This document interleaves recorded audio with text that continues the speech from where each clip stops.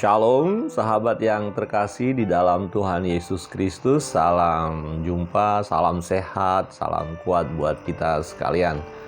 Sahabat yang dikasihi Tuhan, pembacaan firman Tuhan hari ini dari 2 Tawarik pasal yang kelima.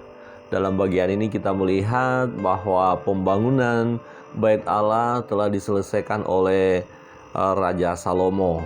Kemudian bait itu ditahbiskan, ya. Ada upacara yang dilaksanakan, dan dalam ibadat tersebut ya nyata hadirat Allah, nyata kemuliaan Allah, sehingga para imam tidak mampu berdiri ya di hadapan Tuhan karena kemuliaan Allah memenuhi bait Allah, bait suci itu. Sahabat yang dikasihi Tuhan, firman Tuhan tema saya beri adalah kemuliaan Tuhan memenuhi rumah Allah. Sahabat yang dikasihi Tuhan, firman Tuhan berbunyi di ayat 11, lalu para imam keluar dari tempat kudus. Para imam yang ada pada waktu itu semuanya telah menguduskan diri lepas dari giliran rombongan masing-masing. Nah, sahabat yang dikasihi Tuhan, dalam pelayanan di bait Allah berhadapan dengan Allah yang Maha Kudus, maka hal yang pertama yang harus ada dalam hidup kita adalah kekudusan. Ya, tidak boleh kita memasuki bait Allah ya tanpa kekudusan, sebab jika kita ya dalam kondisi tidak kudus berhadapan dengan Allah yang Maha Kudus, maka kita akan mengalami kematian. Prinsip kekudusan berlaku hingga sekarang. Memang dalam PL sangat jelas sekali, ketika seseorang dalam kondisi tidak kudus berhadapan dengan Allah yang Maha Kudus, dia akan mati. Namun dalam kehidupan kekristenan saat ini, prinsip kekudusan harus tetap dijaga. Ketika saudara dan saya masuk di bait Allah, di gereja untuk beribadah, khusus menyembah Allah, hendaklah kita terlebih dahulu menguduskan diri kita, mempersiapkan diri kita menghadap Allah yang Maha Kudus. Nah, di dalam pelayanan itu kita harus lakukan dengan sungguh-sungguh memuji, menyembah, memuliakan Tuhan. Di ayat 12, demikian pula para penyanyi orang Lewi semuanya hadir, yakni Asaf, Heman, Yedutun beserta anak-anak dan saudara-saudaranya. Mereka berdiri di sebelah timur mezbah berpakaian lenan halus dengan ceracap, gembus, dan kecapinya bersama-sama 120 imam peniup nafiri.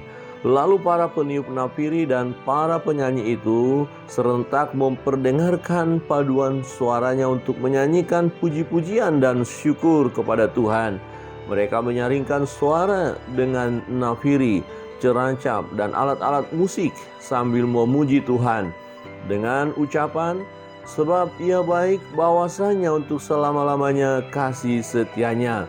Pada ketika itu, rumah itu yakni rumah Tuhan dipenuhi awan, sehingga imam-imam itu tidak tahan berdiri untuk menyelenggarakan kebaktian oleh karena awan itu, sebab kemuliaan Tuhan memenuhi rumah Allah.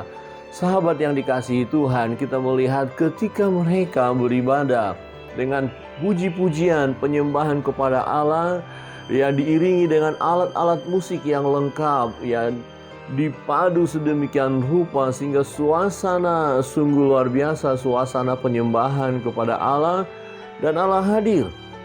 Ya, bagian firman Tuhan berkata Allah bertahta di atas puji-pujian.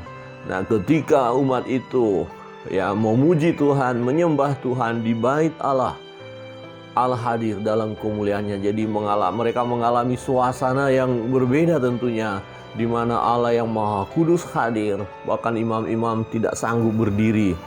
Nah, ketika kita ada dalam hadirat Allah dan Allah menyatakan kehadirannya di dalam kekudusannya, maka kita akan tersungkur di hadapannya, kita akan menyembah Dia.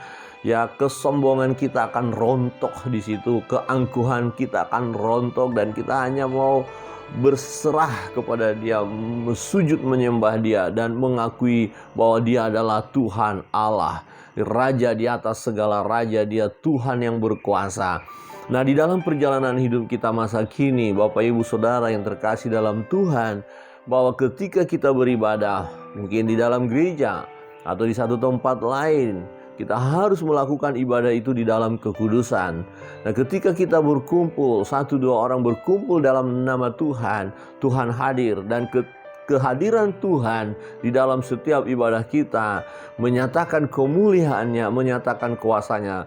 Itu sebabnya mari Bapak Ibu Saudara yang terkasih dalam Tuhan, sahabat yang dikasihi Tuhan, bahwa ketika kita beribadah kepada Allah, mari lakukan dengan sungguh-sungguh. Puji Dia, sembah Dia, agungkan Dia, dan secara khusus kita harus menguduskan hidup kita.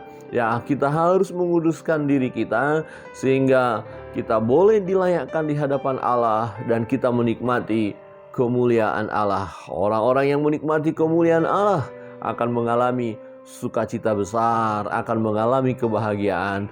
Kiranya kebenaran firman Tuhan menolong kita untuk selalu melaksanakan ibadah dimanapun kita berada, di dalam kekudusan dan di dalam hadirat Allah, di dalam kemuliaan Allah.